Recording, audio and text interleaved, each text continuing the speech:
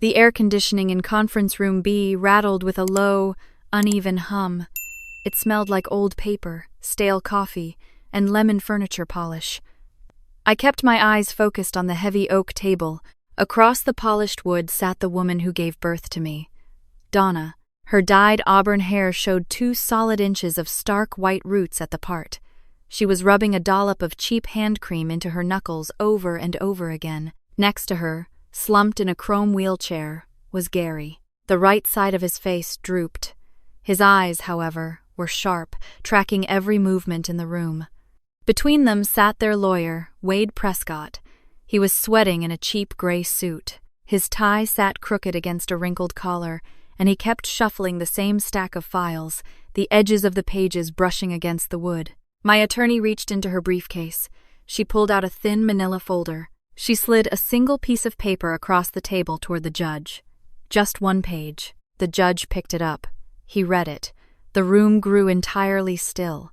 The only sound was the faint squeak of Gary shifting his weight in the wheelchair. The judge read the page a second time. He took off his reading glasses. He let them drop onto his desk. The clatter echoed off the bare walls. He did not look at my mother. He looked directly at Wade. "Counselor," the judge said. His voice was completely flat. "Who exactly advised your clients to file this claim?" Wade opened his mouth. A dry clicking sound came out. He closed it. He looked at the single sheet of paper, then at Donna, then down at his scuffed dress shoes.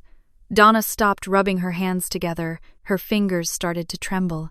Gary stared straight ahead, his jaw locked. The silence stretched out, heavy and suffocating. I did not smile. I did not feel a rush of victory or vindication. A dull, heavy ache settled directly behind my ribs. I looked down at the sleeves of my blazer. I had borrowed it from a coworker that morning. The sleeves were 1/2 inch too long, so I had folded the cuffs up once. I am 36 years old. I work as a senior project manager at Hargrove Construction. I spend my days in steel-toe boots and flannel shirts. I had never needed a suit jacket before today. My hands rested on my lap. The skin on my palms was permanently calloused from my early years working as a laborer on dusty job sites. I looked back up at the single, thin sheet of paper resting on the judge's desk. 23 years. That is how long it took for those black ink strokes to matter. 6 weeks ago, I did not even know that piece of paper existed. 6 weeks ago, I thought I knew exactly who I was. I was Brooke Ellison, independent, untouchable. I built things for a living. I managed million-dollar renovations in the Strip District of Pittsburgh. I spent my mornings drinking black coffee in a site trailer, telling concrete crews and drywall suppliers exactly what to do. The wind blowing off the Allegheny River was always freezing in November, bringing the smell of wet cement and diesel fuel. I loved it. I loved the noise, the dust, the absolute predictability of a blueprint. If you measure things correctly, the building stands. If you follow the plan, you are safe. My life was rigid, ordered, completely empty of surprises. I lived in a narrow, spotless townhouse in Lawrenceville that I bought with my own money. I paid off my student loans 3 years early. I kept my savings account padded. Every paycheck, every promotion, every mortgage payment was a brick in the wall I had built between myself and the world. I thought the wall was solid. I thought I had left the past behind me at 13, the day a county vehicle drove me away from a house where nobody came out to the porch to wave goodbye. I spent 23 years proving that I did not need a family. I convinced myself that being alone was a choice I made, a shield I forged myself, rather than a sentence handed down to me. I walked through my days believing I was perfectly fine. I ignored the cardboard box pushed to the darkest corner of my bedroom closet. It had moved with me through 7 different apartments. I never opened it. I told myself I did not care what was inside. But 6 weeks ago, the mail arrived, and the wall I spent my entire adult life building collapsed under the weight of a single certified envelope. 6 weeks ago, the world made absolute sense. The Strip District renovation project was a full week ahead of schedule. The morning air smelled of wet concrete and the metallic ozone from the welding torches. A bitter wind whipped off the Allegheny River, bringing the chill of late November, cutting right through my heavy flannel shirt. I stood on the third floor of the mixed-use development, checking the framing against my blueprints. The drills whined loudly from the floor below. Workers shouted over the noise, moving materials precisely where I told them to go. I trusted blueprints because they never lied to you. If you measured the angles correctly, the building stood. If you followed the plan, you remained safe. Everything was exactly where it was supposed to be. Noon meant retreating to the site trailer. Muddy boots scraped against the metal steps. The space was cramped, heated by a rattling space heater in the corner that smelled faintly of burning dust. Lena sat across the small folding table from me. She was 30-something, friendly, and possessed a habit of filling the quiet spaces I usually left empty. She unwrapped a deli sandwich and leaned forward. "So get this," Lena said, her mouth half full. "My Ancestry DNA kit finally came back. I am 12% Scandinavian. My mother is losing her absolute mind." Lena laughed, tapping her bright phone screen. I took a bite of my apple, chewing slowly. "Good for you," I said. My voice carried no particular weight. Lena did not take the hint. "You should try it. You never know. You might find secret siblings or some crazy family history." I looked out the trailer window at the gray Pittsburgh sky. "I know who I am." I shifted my attention back to the clipboard and changed the subject to the afternoon drywall delivery schedule. I should have paid attention to that brief, cold tightening in my chest. I did not. I simply pushed it away, the same way I pushed away everything else that did not serve an immediate purpose. That afternoon, I drove back to my townhouse in Lawrenceville. The space was narrow, pristine, completely under my control. A single photograph held court on the refrigerator door. It was a selfie of a 22-year-old girl in a graduation gown, holding a University of Pittsburgh diploma. No proud parents stood beside her. No friends crowded the frame. Just me, holding the proof of my own survival. I spent the evening replacing the sliding track on my bedroom closet door.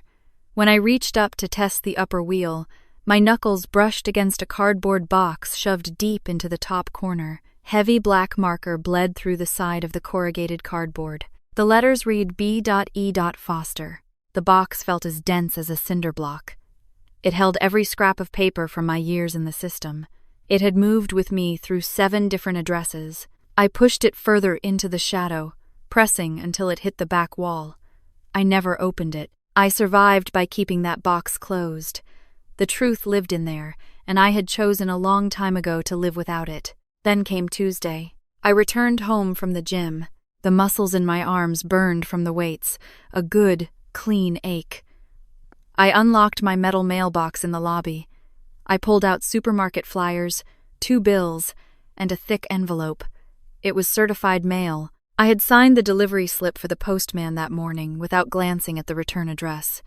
Now, standing in my quiet kitchen, I read the bold lettering in the corner. Prescott Legal Services, Clairton, Pennsylvania. I tore the flap open. The paper inside was heavy, the edges sharp against my thumb. The text was printed in crisp Times New Roman font. A formal heading grabbed my attention. Court of Common Pleas, Allegheny County. My eyes moved to the very next line. Plaintiffs, Donna M. Ellison and Gary R. Ellison. The air left the room. I did not gasp. I did not scream. My knees simply stopped holding my weight. I sank down until my back hit the base of the kitchen cabinets. The cold floor tile pressed through my sweatpants. I sat on the floor and read the names again. Donna, Gary. 2 names I had refused to speak, write, or think about for 11 years. The names of the people who packed my bags when I was 13. Wade Prescott, attorney for plaintiffs. The document claimed that under Pennsylvania state law, I had a filial responsibility to support my indigent parents. Gary had suffered a massive stroke 2 years ago. He needed long-term rehabilitation and facility care. Medicare did not cover the extended costs. The final paragraph demanded that I, the defendant, pay a remaining medical balance of $127,432. The court order sought a monthly support garnishment from my wages. I read the enormous sum again. I let the pages drop onto the floor between my sneakers. They knew where I lived. They knew my full name. They had searched public records, found my property, found my career. They had tracked me down. After 23 years of absolute silence, they found me. No birthday cards after that first year, no phone calls, no letters asking if I was alive, if I had enough to eat, if I ever made it to college. Nothing. And now they reached out. Because they needed money. Their very first communication in over 2 decades was a court summons. I picked up the heavy pages. I folded them, creasing the edges perfectly, aligning every corner. I placed the envelope gently on the granite counter. I walked to the sink and washed my hands. I filled a pot with water. I turned on the stove. I put pasta into the boiling water. I ate at the small kitchen island. I brought my empty bowl back to the sink. I turned on the faucet. The sponge moved over the ceramic surface, wiping away the leftover sauce. Then I kept scrubbing. The bowl was completely clean, but my hands would not stop moving. The water ran and ran, splashing over my wrists, turning my skin bright red from the heat. I watched the water swirl down the drain until the hot water tank ran completely empty and the stream turned freezing cold. Sleep did not come that night. I lay on my back in the dark. The streetlights outside cast long, distorted shadows across my bedroom ceiling. My fingers gripped the edge of the blanket, pulling it incredibly tight across my chest. My jaw ached. I had been grinding my teeth for hours. Just a few feet away, hidden in the dark upper corner of my closet, the cardboard box seemed to pull the oxygen straight out of the room. I could almost hear it sitting there. I watched the shadows stretch and fade as dawn broke over the city. When the digital clock hit 6 in the morning, I reached for my phone on the nightstand. I dialed the site manager.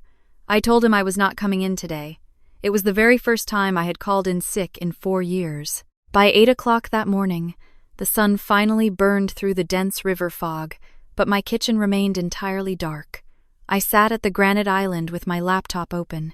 The cursor blinked steadily in the search bar. I typed 3 words, Filial Responsibility, Pennsylvania. The results populated instantly. I clicked the first legal summary and read through the dense paragraphs. My eyes snagged on a state Supreme Court precedent from 2012. A court had ordered an adult son to pay $93,000 for his mother's nursing home care, simply because he possessed the financial means to do so. He had not signed a contract. He had not agreed to be a guarantor. The law simply stated that blood tied his wallet to her debt. My mouth went completely dry. I closed the laptop, grabbed my truck keys off the counter, and walked out the door. The drive into downtown Pittsburgh felt like moving underwater. I navigated the heavy morning traffic on Liberty Avenue without really seeing the brake lights flashing ahead of me. I parked in a damp concrete garage and walked 2 blocks to the Legal Aid Society office. The waiting room smelled of industrial carpet cleaner and burnt coffee. I sat in a hard plastic chair for 45 minutes, staring at a stack of outdated magazines, until a tired-looking intake paralegal finally called my name. She led me into a cramped cubicle. Her desk was buried under mountains of expanding file folders. She reviewed Wade Prescott's summons, her pen hovering over the crisp paper. "You have 3 options," the paralegal said, not looking up. "You ignore this, and they get a default judgment. They will garnish your wages and place a lien on your property. Option 2, you negotiate a settlement, pay a portion to make them go away. Option 3, you file an answer and contest the claim." I gripped the cold metal edge of her desk. "I want option 3. She finally looked at me, taking in my scuffed work boots and plain flannel shirt. "The filial responsibility statute in Pennsylvania is archaic, but it is heavily enforced," she explained. "They can force you to pay for his medical care, his nursing facility, everything Medicare refuses to cover. To contest it, you need an ironclad defense. You have to prove extreme financial hardship, or you have to prove abandonment for a period of 10 consecutive years prior to your 18th birthday. "I was in foster care," I said. My voice sounded remarkably steady. They gave me up. The paralegal stopped writing. She set her pen down. "Gave you up how? Was it a temporary placement? Did the court order it, or did they sign voluntary relinquishment papers?" "I don't know. I was 13. That matters. It matters a lot, she said, leaning forward. If their parental rights were legally terminated, whether voluntarily or involuntarily, there is a very strong argument that filial responsibility does not apply to you. The statute hinges on an existing parent and child relationship.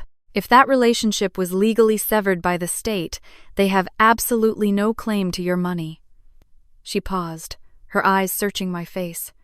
Do you have any documents from that time? The cubicle grew very quiet. I thought about the top shelf of my bedroom closet. I thought about the heavy cardboard box pushing against the back wall. I'll find it, I told her. The traffic back to Lawrenceville crawled, but I did not turn on the radio. The silence inside the cab of my truck stretched out, thick and suffocating. When I finally unlocked my front door, the late afternoon light was already fading into a dull, bruised purple. I walked straight past the kitchen, down the narrow hallway, and into my bedroom. I slid the closet door open. I did not give myself time to hesitate. I reached up, grabbed the bottom edge of the cardboard box, and pulled it down. It was heavy, coated in a fine layer of dust that stuck to my palms. I dropped it onto the hardwood floor at the foot of my bed. I sat down cross-legged in front of it. 10 minutes passed. I just looked at the thick black marker bleeding through the cardboard. B.E. Foster. It had moved with me through 7 different apartments, completely sealed with packing tape, functioning as a perfect time capsule of everything I refused to remember. I went to the kitchen, retrieved a utility knife, and returned to the bedroom. The blade sliced through the yellowed tape with a sharp tearing sound. The adhesive had turned brittle, flaking away onto the hardwood. I opened the flaps. The smell of old paper and dusty plastic hit the air. I reached inside. The top layer held my scattered school transcripts from 3 different districts, my original birth certificate, an expired paper Medicaid card. Beneath those lay a gallon-sized Ziploc bag. I pulled it out. Inside were 2 plastic butterfly hair clips, a wooden ruler with the name of my middle school printed on it, and a sealed envelope. Beneath the bag sat a thin manila folder. The label bore a faded stamp. Allegheny County Department of Human Services, case number 037741. I opened the folder. The top document was a poor photocopy, but the bold heading was perfectly legible. Decree of voluntary relinquishment of parental rights. I traced the date with my index finger. March 14th, 2003. Below the legal boilerplate sat the 2 signature lines, Donna Marie Ellison, Gary Robert Ellison. Both sets of handwriting were rushed, pressing hard into the paper. Under the section demanding a reason for the relinquishment, someone had written a single sentence in blue ink. Unable to provide adequate care. I read the words again. Unable to provide adequate care. 6 words. That was the entire explanation for the last 23 years of my life. I set the legal decree on the floor and picked up the Ziploc bag. I reached inside and pulled out the sealed envelope. It was a birthday card, decorated with a faded cartoon cake. It had not come from my foster parents. Donna had slipped it into my duffel bag on the morning the county vehicle arrived. I had found it 3 days later. I opened the card. The handwriting inside was shaky, entirely different from the firm's signature on the court document. Happy 13th, baby girl. I hope you know this isn't what I wanted. I ran my thumb over the dried ink. I hope you know this isn't what I wanted. She had taken the time to buy a card. She had felt enough guilt to write those words and hide them in my clothes. But a few hours later, she had still walked into a sterile county office, picked up a pen, and signed her name on the dotted line. The birthday card proved she had feelings. The court document proved exactly what she was willing to do about them. I placed the birthday card next to the legal decree. I finally had the weapon I needed to stop Wade Prescott. I gathered the papers together, my hands moving with steady, mechanical precision, while a cold, hollow space opened up directly behind my ribs. 3 days later, I stood inside the Allegheny County Department of Human Services. The downtown Pittsburgh office smelled of industrial floor wax and stale coffee. Fluorescent lights buzzed continuously overhead, casting a sickly yellow glow over rows of gray cubicles. Telephones rang in the distance, a relentless sound that nobody seemed to answer. I sat across a remarkably tidy desk from Janine Crawford. She was a supervisor now, a woman in her early 50s with sharp eyes and a blunt, practical haircut. She had been the caseworker who handled my transfers between foster homes 23 years ago. Janine did not offer me a pitying smile. She did not tilt her head or soften her voice. I respected her instantly for that. She simply opened a thick digital file on her computer monitor. "I remember you," Janine said. Her voice was steady and direct. "You were the quiet one. House 2 and House 3. You never cried. You never acted out. You just kept asking when you could go home." I looked at her keyboard. "I stopped asking after House 2. Janine nodded once. She turned her attention back to the screen, typing my case number into the database. She clicked through several screens, confirming the details I had found in the cardboard box. March 2003. Voluntary relinquishment. Signed by both parents. Accepted by the court. Then she stopped scrolling. She leaned closer to the monitor, her brow furrowing. "The form you have says they were unable to provide adequate care," Janine said, her eyes scanning the glowing text. "But the intake notes from the original interview say something else." I sat perfectly still. My hands rested flat on my thighs. "What do the notes say?" Janine turned the monitor slightly so I could see the screen. "Father states child is not biologically his. Cites blood type incompatibility. No paternity test documentation provided." The buzzing of the fluorescent lights suddenly sounded incredibly loud, drowning out the ringing phones. The air simply left my lungs. "What?" I whispered. "That is what is in the system," Janine said quietly. "Your father told the caseworker you were not his child." My fingers curled inward, digging into the fabric of my jeans.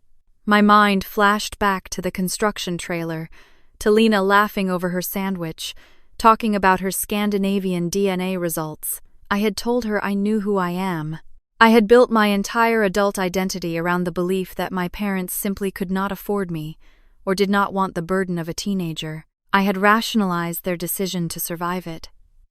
I told myself we were poor. I built a shield out of the idea that I was an economic burden. But poverty was just the excuse written on the official paperwork. The truth was something else entirely. Gary threw me away because he looked at a blood type chart and made a completely unverified assumption. I swallowed hard. The back of my throat felt like sandpaper. "Did they verify it?" Janine shook her head. "No, but your file has a sealed addendum. It contains the original caseworker's personal assessment notes." I never read it. It was not my case at the start. I only handled your placement after the fact. To unseal it, you need to submit a formal written request. How long does that take? "Usually 5 to 7 business days," Janine answered.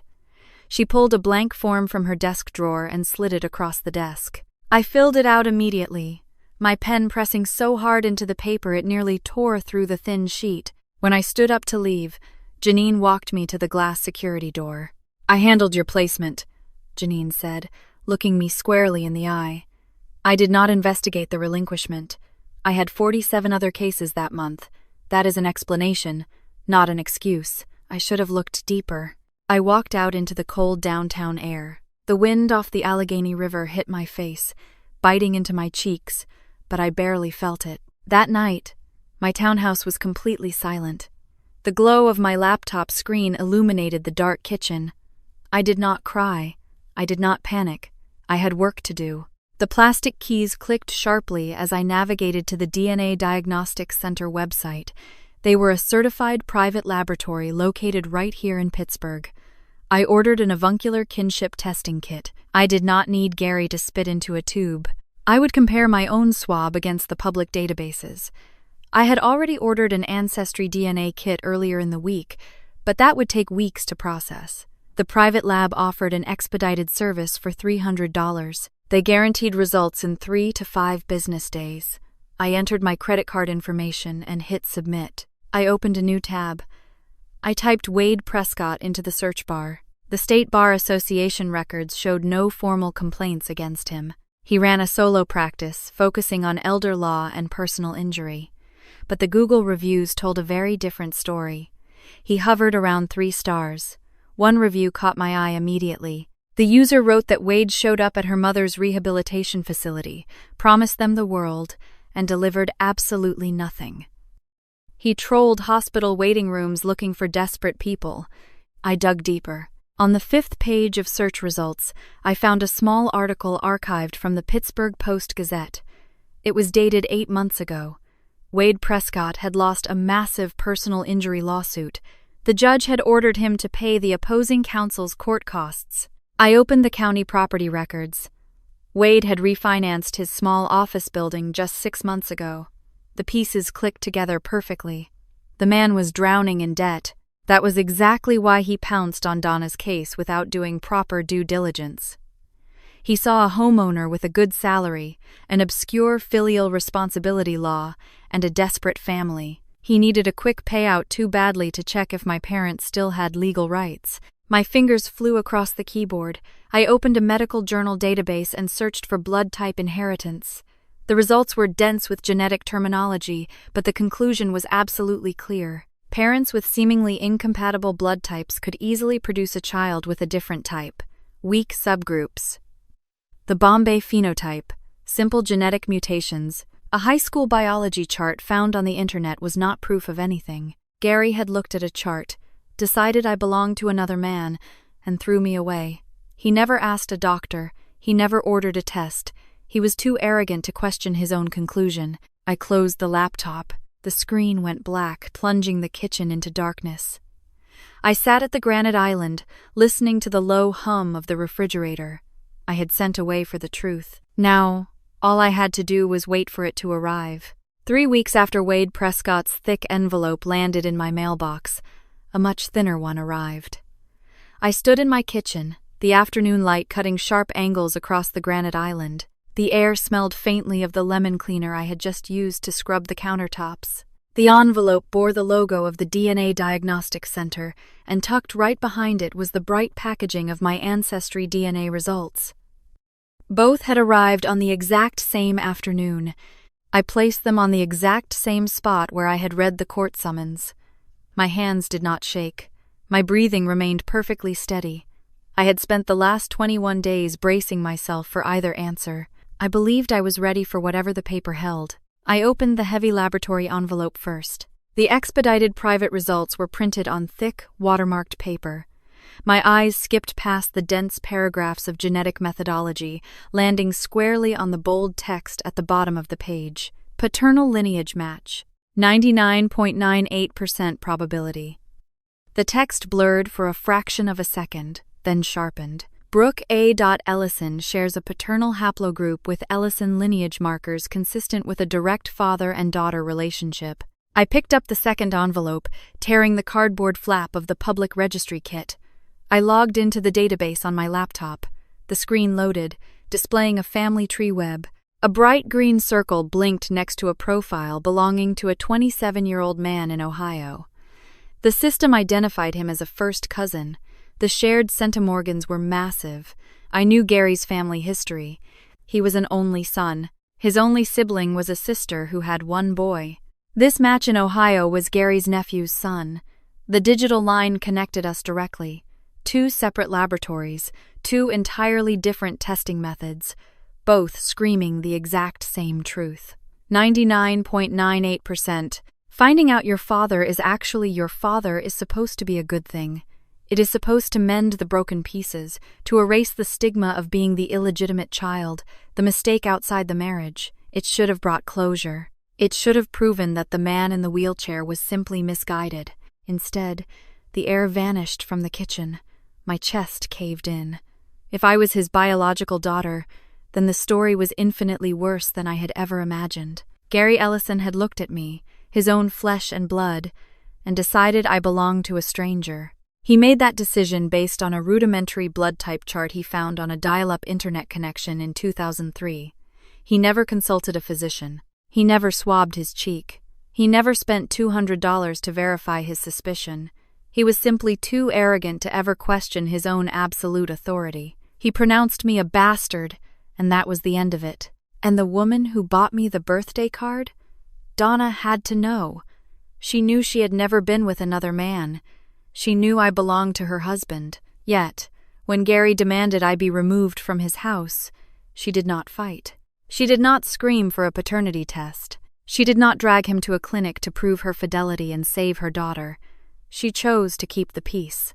She chose the man who accused her of infidelity over the child she birthed. My knees gave out. For the second time in 3 weeks, I slid down the face of the kitchen cabinets until I hit the cold floor tiles. I pulled my knees to my chest. I wrapped my arms around my legs, pulling tight, trying to hold my ribcage together. The silence in the townhouse pressed against my eardrums. I was not thrown away because I was a financial burden. I was not thrown away because I belonged to another man. I was thrown away because my father could not possibly be wrong, and my mother was entirely too weak to make him right. I sat on the floor until the square of sunlight faded from the granite counter. Then I reached for my phone. I dialed the Department of Human Services. Janine Crawford answered on the second ring. "The DNA came back," I said. My voice sounded hollow, like it was coming from a very long distance away. "I am his. Both tests confirm it. I need that sealed addendum." Janine took a slow breath. I heard the rustle of paper through the receiver. "Your request was approved this morning. I was actually just about to call you. Brooke, I have the file right here on my desk. Come down to my office to read it. Do not read this alone." 2 days passed since the laboratories delivered the genetic proof to my kitchen counter. 2 days since Janine told me the sealed addendum was waiting on her desk. I had not gone down to the county office yet. I told myself I needed to clear a massive concrete pour at the Strip District site first.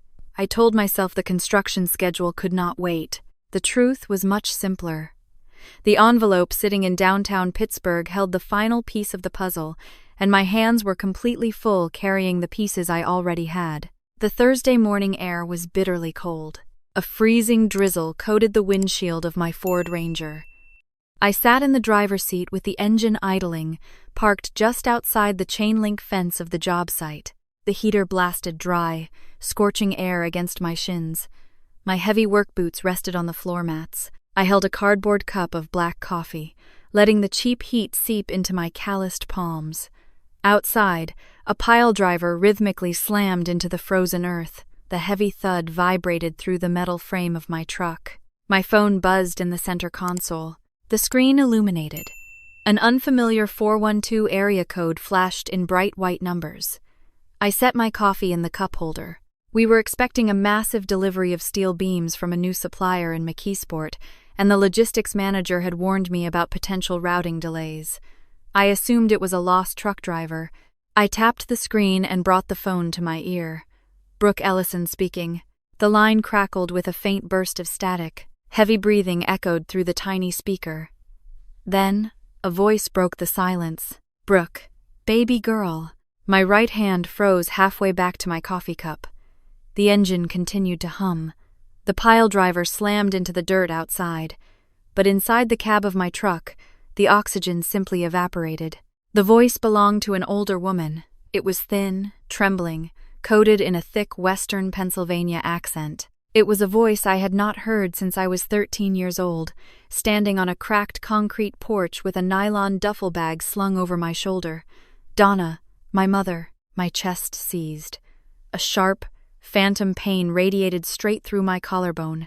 She had called me baby girl. She used the exact same 2 words written inside the birthday card, currently sitting in a cardboard box on my bedroom floor. She said the words so casually, so effortlessly. She said them exactly like a mother who had been saying them every single day for 2 decades, calling out from the kitchen, instead of a woman who had signed her child away to the county and vanished. I did not speak. 5 seconds ticked by, then 10. The silence stretched tight enough to snap. "I know you got the legal papers," Donna said. Her voice dropped to a pleading whisper. "I know exactly how it looks to you, but your father is dying, Brooke. He had a massive stroke. He can barely talk. He sits in a chair all day long. Medicare refuses to cover the rehabilitation facility. The bills are piling up so fast. We are going to lose the house. We just need a little bit of help." My jaw locked. My teeth ground together so hard a dull ache shot straight up into my temples. She was using the word we. "We need help. We are going to lose the house. She was attempting to build a bridge over a 23-year canyon using nothing but cheap guilt and unpaid medical invoices. You have the wrong number, I said. My voice was entirely flat. It sounded like it belonged to a stranger. Do not do this, Donna begged. The tremor in her throat amplified. Please do not do this to me. I am your mother. Whatever happened in the past, whatever mistakes were made, we are still a family. Blood is blood, Brooke. You cannot change that. My grip on the steering wheel tightened until my knuckles turned completely white. Blood is blood. The sheer audacity of the phrase physically repulsed me. My father had discarded me because he believed my blood did not match his. My mother had stood quietly by and let him do it. No, I said, cutting through her rising panic. You changed that. March 14th, 2003. A long, ragged intake of breath hissed through the speaker. Then Donna began to cry. It was not a quiet, dignified weeping. It was a loud, wet, desperate sound. But I remembered that crying. I remembered it from my childhood. Donna's tears never fell without a specific purpose. She wept to end arguments. She wept to avoid taking responsibility. She wept to make whoever was standing in the room feel like a monster for making her sad. She cried loudly into the phone, and through the heavy sobs, she offered the only defense she possessed. I did not have a choice. I pulled the phone away from my ear. I pressed the red button on the screen. The line went dead. I dropped the phone into the passenger seat. My hands were shaking. I grabbed the steering wheel, pressing my forehead against the cold leather. I sat in the idling truck for 15 minutes. The windows slowly fogged over from my breath, hiding the construction site, hiding the street, isolating me in a small gray box. I had spent my entire adult life proving that their rejection meant nothing. Yet, one phone call from a woman desperate for cash had completely unraveled me. 4 agonizing days dragged by. The cold snap in Pittsburgh deepened, turning the rain to sleet. I pushed my crew relentlessly at the job site, burying myself in drywall schedules and electrical inspections. I avoided downtown. I avoided Janine Crawford. I wanted to remain in motion because stopping meant I would have to think about Donna's voice. On Monday evening, I sat at my kitchen island. The townhouse was perfectly still. I opened my laptop to check a supplier invoice, but a new message in my personal email inbox caught my attention. It was forwarded from the legal aid attorney handling my defense. The subject line read, "Urgent communication regarding Ellison settlement." I clicked the email. Attached was a scanned letter from Wade Prescott's law office. The stationery looked cheap even through a digital scan. The legal jargon was dense, aggressive, and entirely pompous. Wade wrote that if I did not agree to negotiate a private financial settlement before the upcoming court hearing, he would be forced to explore all available remedies. I read the final paragraph 3 times. Wade explicitly stated that those remedies included public advocacy for elderly rights. He threatened to contact local media outlets. He wanted to frame the narrative before we ever stepped foot inside a courtroom. Daughter refuses to help dying parents. A wealthy, successful project manager abandons her disabled father and desperate mother in their darkest hour.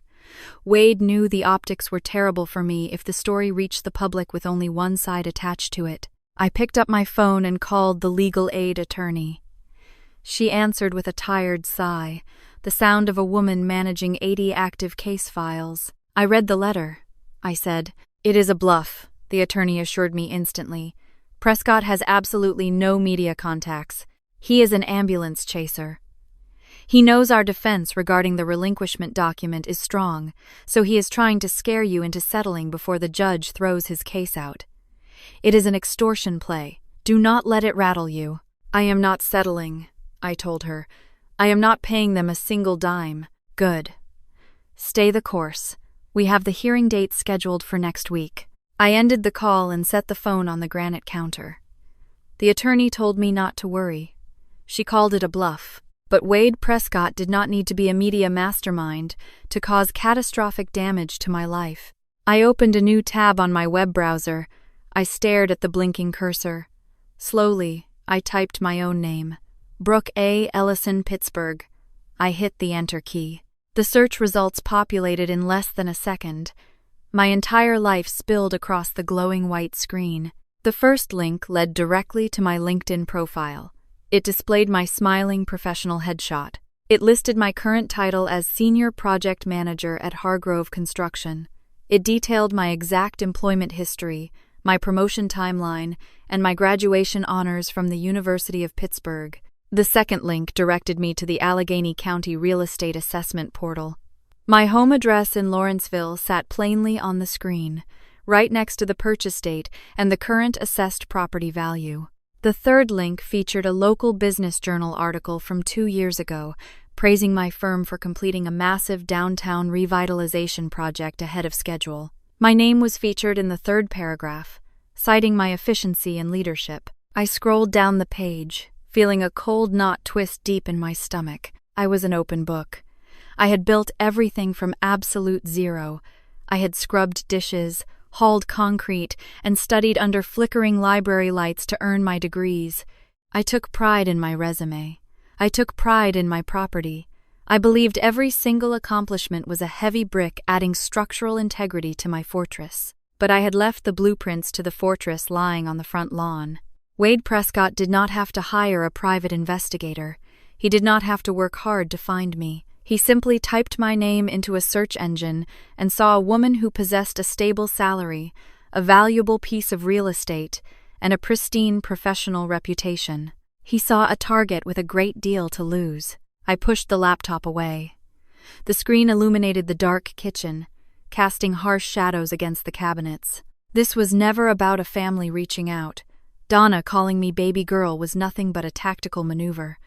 They saw my success on a computer screen and calculated exactly how much they could extract from it. I had spent 2 decades isolating myself to ensure I would never need them, but the very independence I cultivated was exactly what made me visible to their greed. My success was a weapon they were actively turning against me. I looked at the clock on the stove. It was too late to call anyone tonight, but the terror of exposure hardened into something much colder and far more resilient. Wade Prescott wanted to use the truth about my current life to shame me. I realized I had to use the truth about my past to destroy him. Tomorrow morning, I would not go to the construction site. I would drive directly into downtown Pittsburgh. I would sit in Janine Crawford's office, and I would finally open the sealed addendum. The morning air in downtown Pittsburgh was thick with the smell of wet asphalt and river salt. I parked my truck 3 blocks away from the Department of Human Services and walked the rest of the way, my boots echoing sharply against the cold pavement. Every breath I took felt like inhaling needles. I didn't go to the job site. I didn't check the steel delivery. I just walked toward the gray stone building that held the beginning of my life in a manila folder. Janine Crawford's office was smaller than I remembered. It was tucked away in a corner of the building, with a single window that looked out over a gravel parking lot and a rusted dumpster. A plastic ficus tree sat in the corner, its leaves coated in a fine layer of gray dust. The desk was a battlefield of paper, stacked high with new cases, a stark reminder that while my life had stopped 23 years ago, the machine had never stopped grinding. Janine sat there, her hands folded over a thin folder that had been pulled from the archives. The seal was broken. The edges of the paper were slightly yellowed, but the ink was as black as a fresh bruise. She didn't say hello. She just slid the folder across the desk toward me. "Take your time, Brooke," she said. Her voice was low, carrying a weight that hadn't been there during our first meeting. "I'll be right outside if you need anything." She stood up and closed the door behind her, leaving me alone with the silence of the room and the hum of a flickering fluorescent light overhead. I reached out and opened the folder. These were the handwritten notes of Margaret Paulson, the original caseworker. The handwriting was cramped and hurried, the script of a woman who had too many children to save and not enough hours in the day to do it. I began to read. Interview number 1, March 7th, 2003. Mrs. Ellison confirms decision to relinquish. Asked if coerced. States no. Appears distressed. Mr. Ellison present. Aggressive. States child is not biologically his. When asked for documentation, specifically a paternity test, Mr. Ellison states blood type proves it. No medical documentation provided. Advised to seek DNA testing. Mr. Ellison refused. There was a quote written in the margin, underlined twice. I don't need a test to know. My vision blurred for a second. I could see him. I could see Gary standing in that drafty kitchen 23 years ago, his jaw set, his eyes cold and certain. He didn't need a test. He didn't need a doctor. He just needed to be right. He had looked at me and seen a stranger, and because he believed it, it became the only truth allowed in that house. I turned the page to the second interview. March 10th, 2003. Mrs. Ellison alone. Asked again. Are you sure? You can change your mind. Mrs. Ellison states, This is my decision. Eyes red, hands shaking. No retraction. I read those words 4 times. This is my decision. The birthday card Donna had slipped into my bag, the one that said this isn't what I wanted, felt like a lead weight in my memory. It was a lie, or worse. It was a comfort she gave herself so she wouldn't have to feel like the villain. She had been given a way out. A stranger in a government office had looked her in the eyes and offered her a chance to keep her daughter, and Donna had looked back and said no. The third interview, March 14th, signing day. Both parents present. Final confirmation required. Mrs. Ellison signs. Mr. Ellison signs. Mrs. Ellison whispers something to intake staff. Inaudible, not recorded. Recommendation for follow-up welfare check on family dynamics. Not assigned. Caseload capacity exceeded. I closed the folder. The sound of the paper hitting the desk was like a gunshot in the small room. She was asked 3 times. I said the words out loud, but my voice didn't sound like mine. It was flat and hollow, a dead thing. Donna had been given 3 separate opportunities to choose me. 3 times the system had paused the clock and asked her if she wanted to change the ending. And 3 times she had looked at Gary, or looked at the floor, and chosen the easier path. She didn't have a choice, she had told me on the phone. But the paper told a different story. She had a choice, and she had used it to walk away. I stood up, but my legs felt like they belonged to someone else. I walked out of the office, past Janine, who was standing by the water cooler.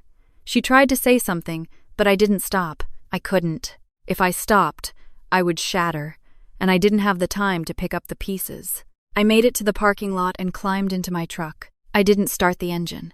I just sat there, my hands gripping the steering wheel so hard my knuckles turned the color of bone. Rain began to fall, a light, cold drizzle that streaked the windshield. I watched the wipers, but I didn't turn them on. I let the world blur behind the gray water. For 23 years, I had told myself a story. I told myself I was a victim of poverty. I told myself my parents were desperate people who had been pushed to the edge by a cruel world. I had built my entire life on the foundation of that tragedy. Every dollar I saved, every hour I worked, every brick I laid was a way of saying I will never be that desperate again. But the tragedy was a lie. I hadn't been sacrificed to save the family from hunger. I had been discarded to save a man's ego. I had been traded for a quiet house and a husband's approval. I had spent my life trying to prove my worth to a woman who had already decided I wasn't worth the trouble of a single phone call or a $10 DNA test. I looked at my reflection in the rearview mirror. I saw the calluses on my hands. I saw the lines of exhaustion around my eyes. I saw a woman who had built a fortress out of her own loneliness.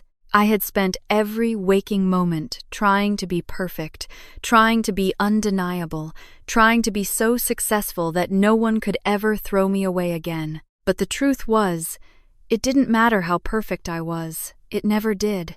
Gary would have hated me even if I were a saint, because I was a living reminder of a mistake he thought he'd made. And Donna would have left me even if I were an angel, because leaving me was the only way she knew how to keep him. The ache in my chest shifted. It wasn't the sharp, hot pain of a wound anymore. It was something colder, heavier. It was the realization that the wall I had built to protect myself wasn't a fortress. It was a prison. I had been living my life as a reaction to people who hadn't thought about me in 2 decades.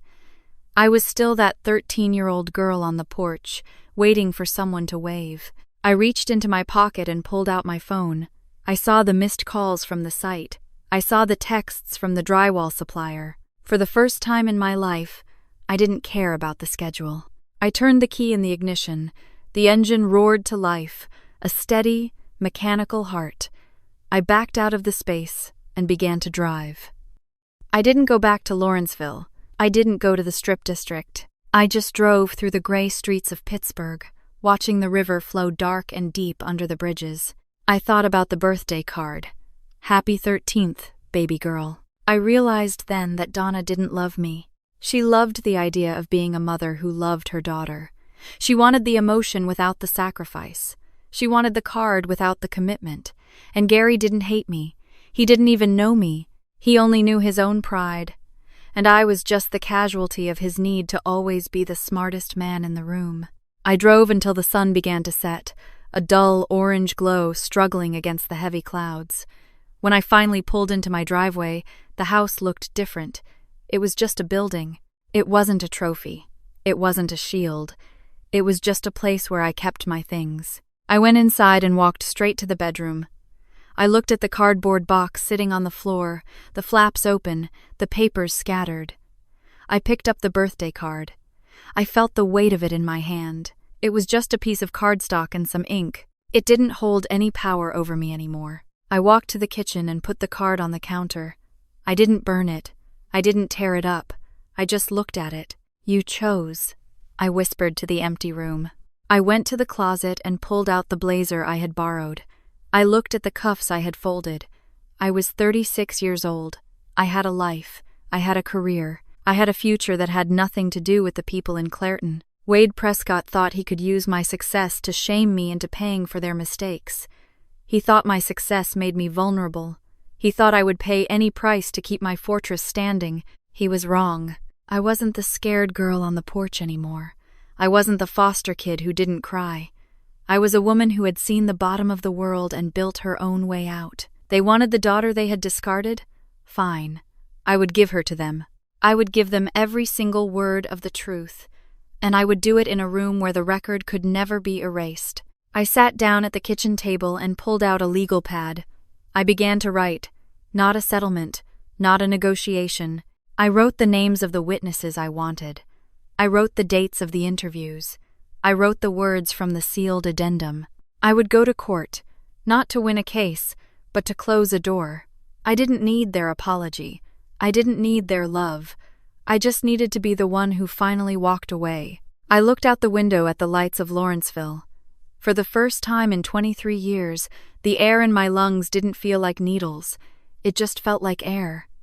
I was Brooke Ellison, and I was finally enough, all by myself. The morning sun struggled to pierce through the heavy, iron-gray clouds hanging over downtown Pittsburgh. I stood in front of the mirror in my Lawrenceville townhouse, adjusting the lapels of the charcoal blazer I had borrowed from Lena. It was a fraction too large, the fabric smelling faintly of her floral detergent, but it felt like a layer of armor.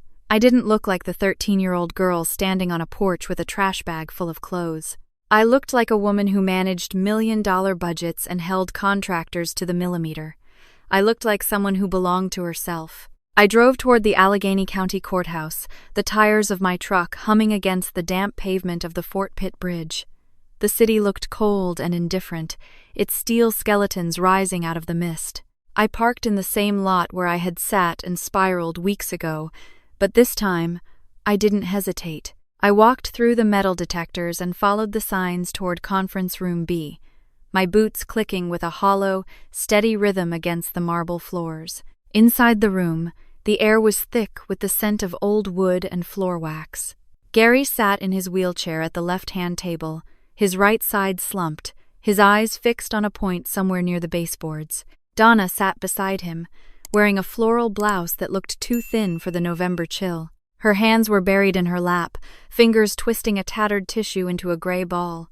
Wade Prescott sat between them, his cheap suit bunched at the shoulders as he obsessively straightened a stack of papers. He didn't look up when I entered. My attorney, a sharp-eyed woman from legal aid, sat at the right-hand table. She gave me a brief, professional nod. I sat down and stared straight ahead, refusing to look at Donna or Gary. I watched the dust motes dancing in the pale light of the high windows. The judge entered, a man with white hair and a face that looked like it had been carved out of river stone. He sat down and adjusted his glasses, peering over the bench at the case file. The room fell into a silence so absolute I could hear the rhythmic ticking of the wall clock and the labored, wheezing breath coming from Gary's chest. Wade Prescott stood first. He cleared his throat, a dry, rasping sound. He began his presentation with a practiced, oily confidence, citing the Pennsylvania Filial Responsibility Statute and the 2012 Pittsburgh precedent. He spoke about a daughter with a senior project manager's salary and a townhouse in a gentrifying neighborhood. He used words like duty and family and moral obligation as if they were things he actually understood. "My clients have reached the end of their resources, Your Honor," Wade said, spreading his hands. "Their daughter has the means to ensure they are cared for. The law is quite clear on this point." The judge looked at my attorney. "Counsel?" My attorney stood up. She didn't use flowery language. She reached into her manila folder and pulled out a single photocopied page. "Your Honor, we move to dismiss this claim with prejudice," she said, her voice cutting through the room like a cold wind. "We have one exhibit for the record, the voluntary relinquishment of parental rights, signed by both Donna Marie Ellison and Gary Robert Ellison on March 14, 2003. The parent-child relationship between my client and the plaintiffs was legally terminated 23 years ago. Under Pennsylvania law, filial responsibility requires an existing legal parent-child relationship. This one was severed by the plaintiff's own signatures." She walked forward and placed the document on the judge's bench. The judge picked up the paper, his eyes moving back and forth behind his spectacles. The room went cold. I watched Wade Prescott's face as his oily confidence drained away, replaced by a gray, sickly pallor. He looked at Donna, but she wouldn't look back.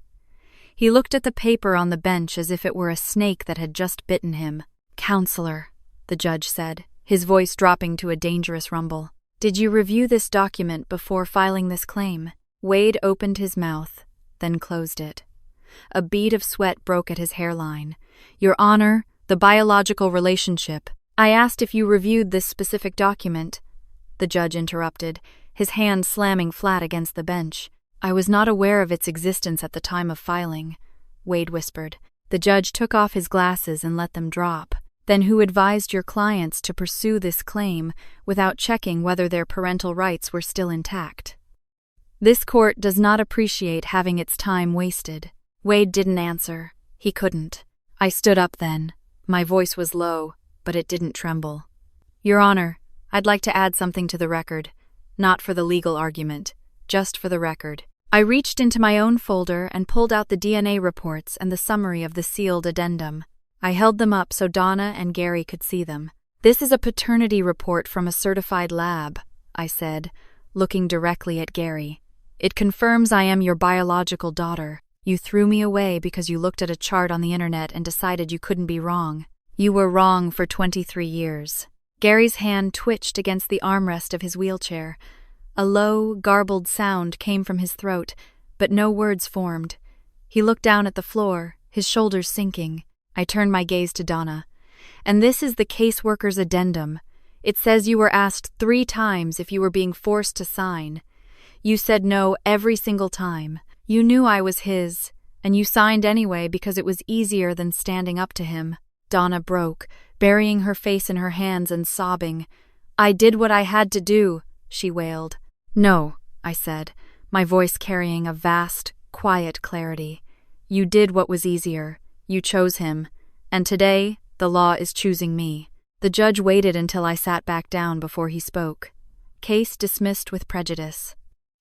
"Mr. Prescott, I'd advise you to review your professional obligations regarding due diligence." Wade Prescott began frantically shoving papers into his briefcase and walked out without looking at his clients. Donna stood up slowly and began to push Gary's wheelchair toward the door. As they passed my table, she stopped and looked at me. "I'm sorry," she whispered. I looked at the woman who had 3 times said yes to a life without me. "I know," I said. I didn't forgive her. I just acknowledged the truth. I watched them leave and sat in the silence for a long time. Later, I drove back to Lawrenceville and looked at the graduation photo on my refrigerator. I didn't see a lonely girl anymore. I saw a woman who had built a life out of nothing. My laptop chimed with an email from Lena asking if I wanted to grab lunch tomorrow. I typed back, "Yeah, lunch sounds good." I went to my bedroom and looked at the cardboard box on the floor. I picked up the birthday card Donna had written 23 years ago and put it back inside. I closed the flaps and pushed the box into the closet. It was a part of my story, but it wasn't the ending. I am Brooke Ellison. I am 36 years old, and for the first time in my life, I am not waiting for anyone to wave goodbye. I am the one walking forward. This story serves as a powerful reminder that your worth is never defined by the people who failed to see it. You may spend years building a fortress of independence to prove you are enough, yet true freedom comes when you stop performing for an audience that was never worthy of you. Brooke's journey teaches you that while the truth can be devastating, it is the only foundation upon which you can build an authentic life. Choosing yourself is not an act of betrayal against family. It is an act of loyalty to your own soul. You do not owe your future to those who traded your past for their own comfort.